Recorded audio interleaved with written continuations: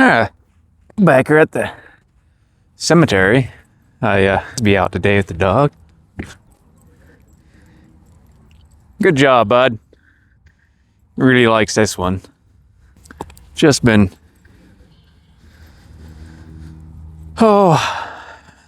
busy. See the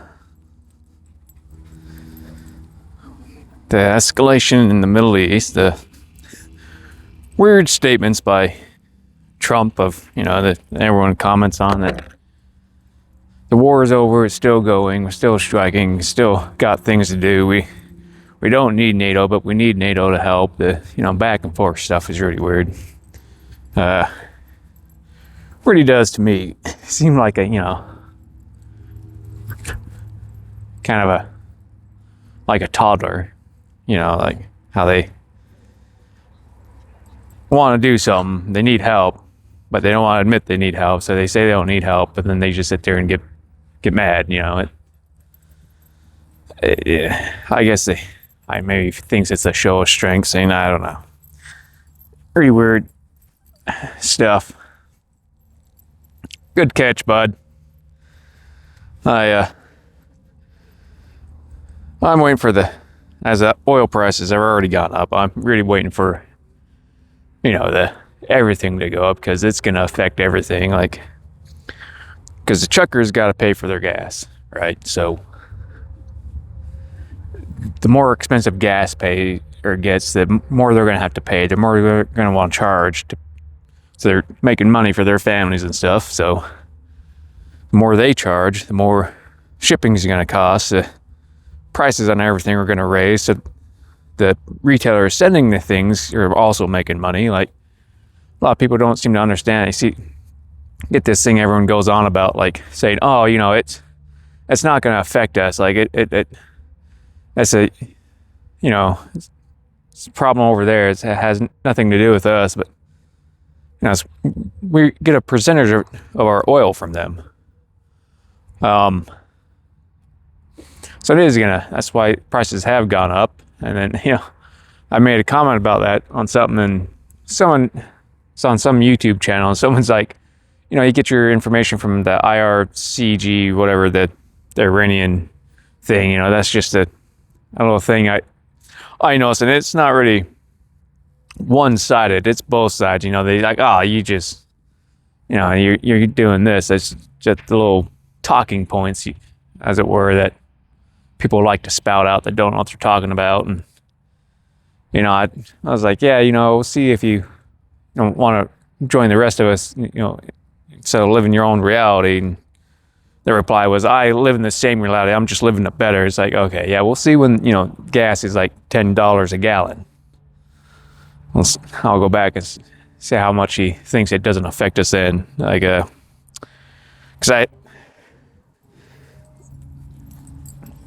as much as the problems the Iranians had, this ain't gonna do anything, especially since what Israel says their goals were, what we keep changing, well, at least the administration is saying what the goals are, keeps changing. None of them are the same. I don't think really anyone had any kind of plan. They're just, let's just go attack them. There's no stop point. It's weird. I actually is gonna check the gas, because the gas station's here, but their sign's actually off. So I was gonna see where it's at today. Is at about 4. Is it about 4:30 something yesterday? But their sign's off right now. It's weird. I can't see the other one. It's behind the trees. What's up, bud? Oh, sorry. I'm still zoomed all the way in. Sorry about that. He likes his Frisbee. It's pretty funny. I'm going to play with him a little bit. Yeah, I was just thinking about this stuff, about prices and everything's going up.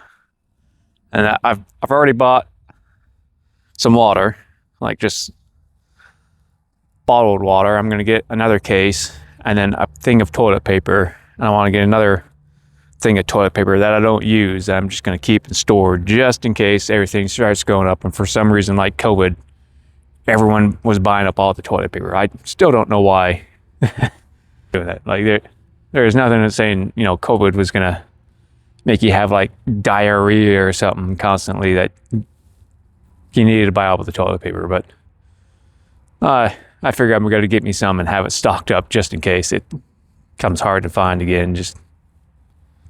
But play with the dog and I'll come back.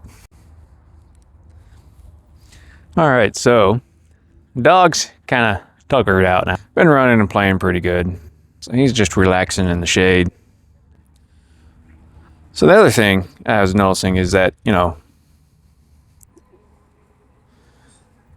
I had read that once we run out of our oil reserves that we have, like as that starts running low, the gas prices are going up because that's what we're using now to keep the prices down. And that Canada is like the fourth largest producer of oil in the world, I believe. I think they're like the fourth or so. You know, we could have got our oil from them, but you know, they've already said they're not going to help us because Trump's pissed them off. You know, and he's wanting to chop out a nail. So we're going to lose our allies. We're not going to be able to get oil from anywhere. Like, yeah, gas is going to go up real bad if they don't figure out something with Iran. But I also I get Iran's done some bad shit, but the way we went about this is stupid. And I kind of hope they do, like, just, like I say, they're not bowing down to the attacks and they're going to keep pushing against it just because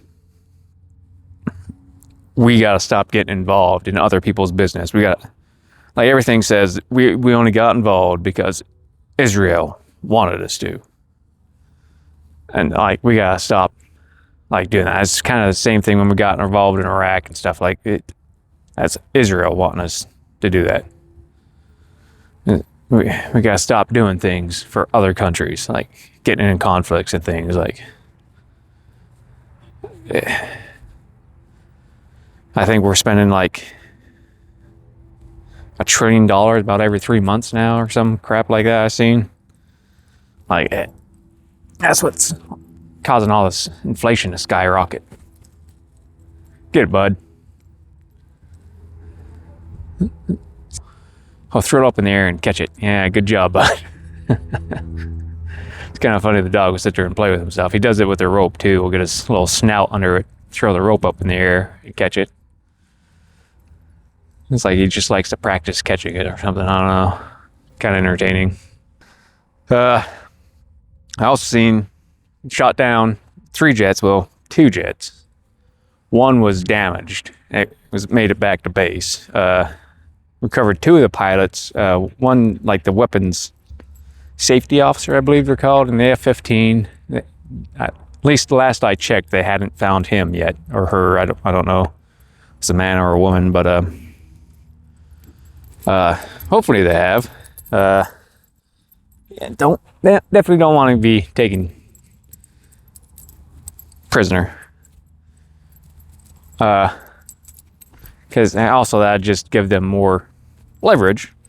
So I think they shot down a UH-160 or 60, whatever they call them. Can't remember the nomenclature anymore, but the 160th SOAR uses, so I think it's UH-60. So yeah, that all, just those there, that's a lot of money. That's also we're gonna have to pay for, so there's gonna be an increase right there just to replenish those.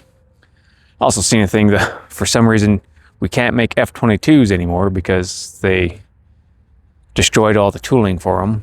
Which seems weird. Like brand new jet, like I gotta scrap it. I guess they're favoring the F-35, but I don't know. I kind of stay out of the military stuff ever since I got out. I don't really care anymore.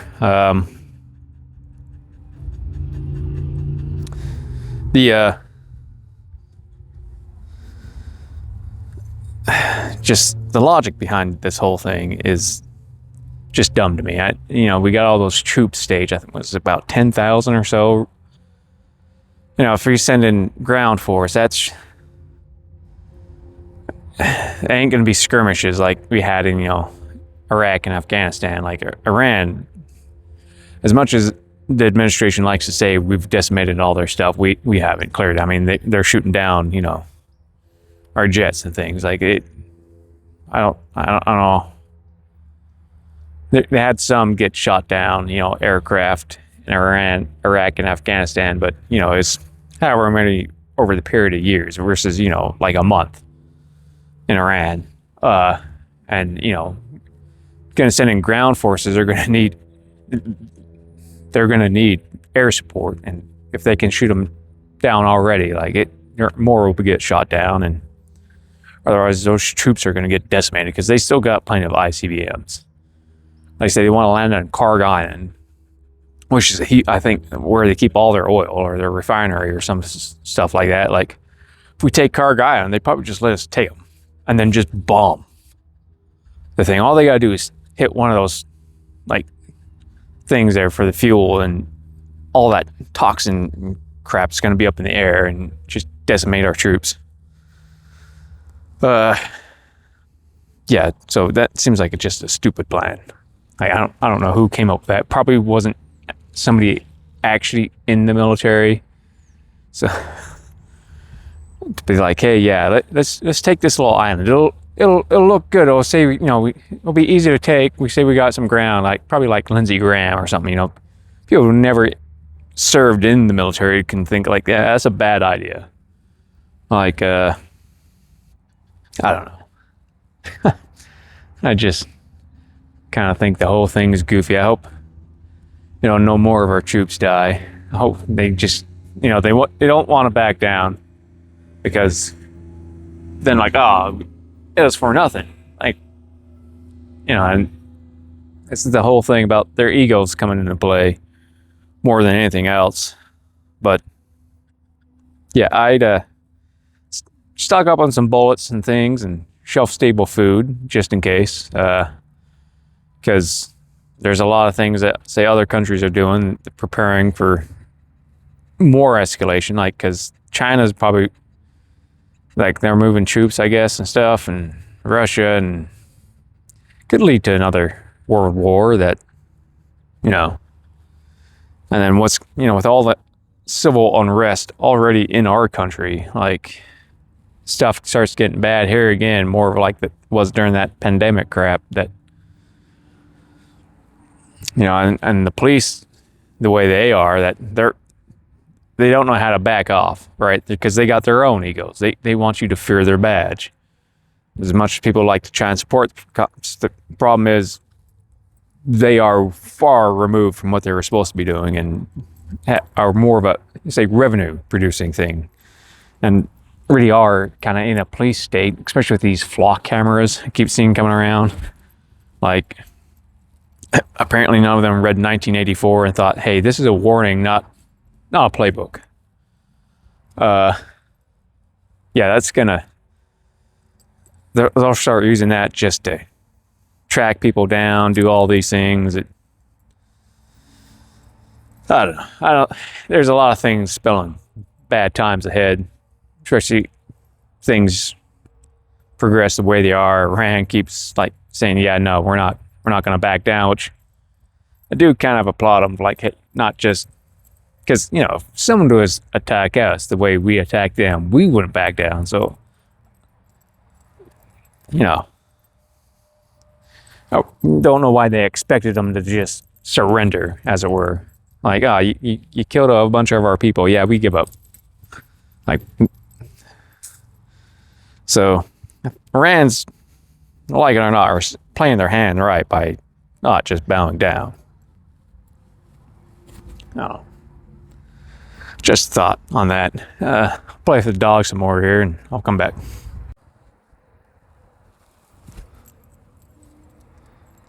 Oh, good catch, bud. Well, attempt anyway. He's getting pretty good at adjusting to the speed. He's been playing with a ball that whistles, so he's used to listening for it. So he's on this frisbee, he's having to learn he has to look.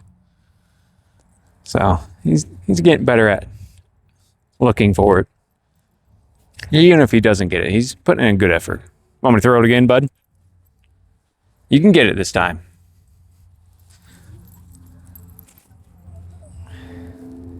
Good job, bud. Bring it back. All right, so for me, I've gotten my kettlebells. I've gotten my dip bar. I got my little mat.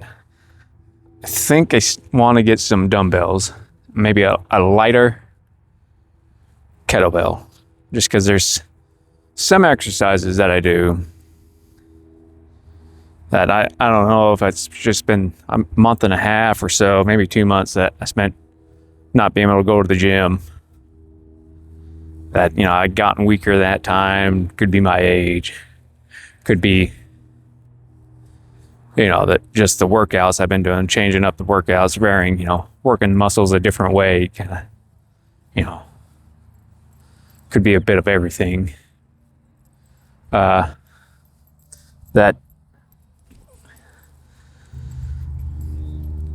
I have a degree of, not being able to do the workouts completely, struggling with. So I want a lighter dumbbell or kettlebell, and then I think a couple dumbbells, just because there's certain workouts that I do that is easier to do, like some bicep workouts especially, that makes it easier because I have this little watch that keeps track, it's my heart rate and all that. So it's good for keeping track of my workouts and things, how I'm doing on them.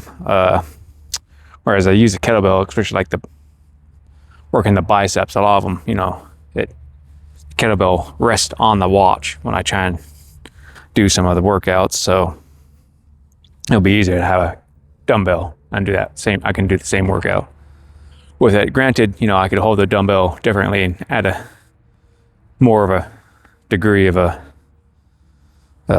difficulty to it, because I gotta, hold it in my hand, so it's gonna work my grip, and also like it's out further from my body, which is gonna cause my muscles to pull on it differently. But I can always take the watch off, but I like to have it on as much as I can for measures like the VO2 or all that. So it's just nice to see like how I'm doing, how I progress, and how accurate the stuff is. I don't know, but maybe it's all a bunch of bullshit. But so I got those. And for my language study, I have found that I was doing this experiment. So I did Spanish, Japanese, Norwegian, and Vietnamese, or Vietnamese. I think I said Vietnamese, but they watched this person, can't remember their name, it was on YouTube. They were doing a thing that they did like 5 languages. They learned 5 languages at once. I was trying to do the thing like them, and just to see how I do it.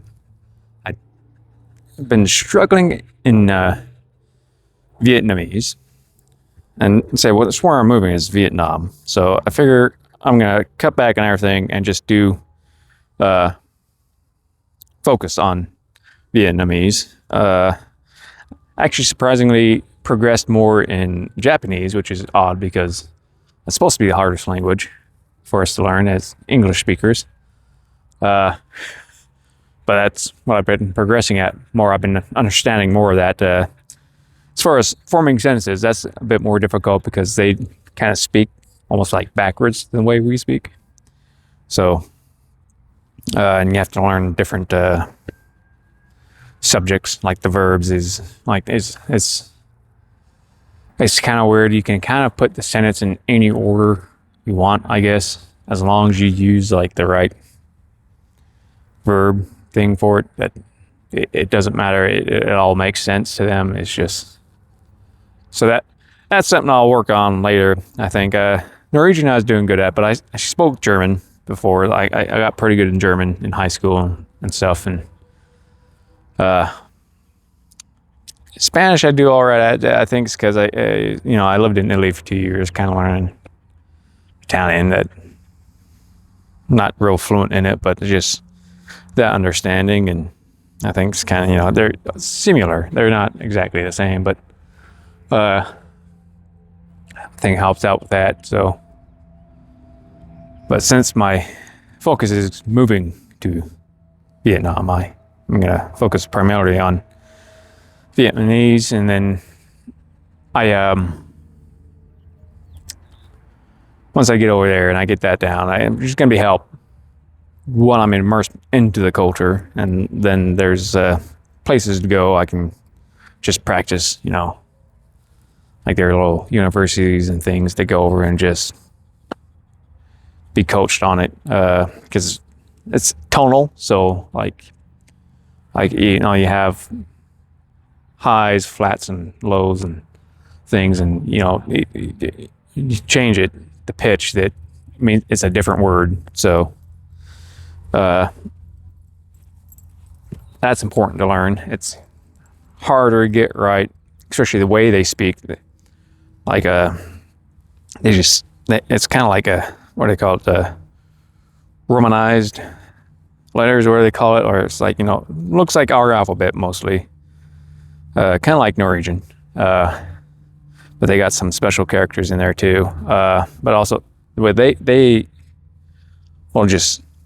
say their D's kind of like us, but it's different because they say a different part of their, it's kind of, it's like instead of like a D, it's like kind of more in the back of the throat, I guess. So things like that. So that's my progression I've been making. The dog, Otis, has been doing good. He's been getting better about being around people because he's a herding dog, and he is not quite got used to people, but he's getting better, not having to bark or chase. Oh, there's a guy spraying. So we better get out of here so we can let this guy spray and don't want that on Otis. Just updates on things, my thoughts, and what's going on with me. I'll get back to you guys later.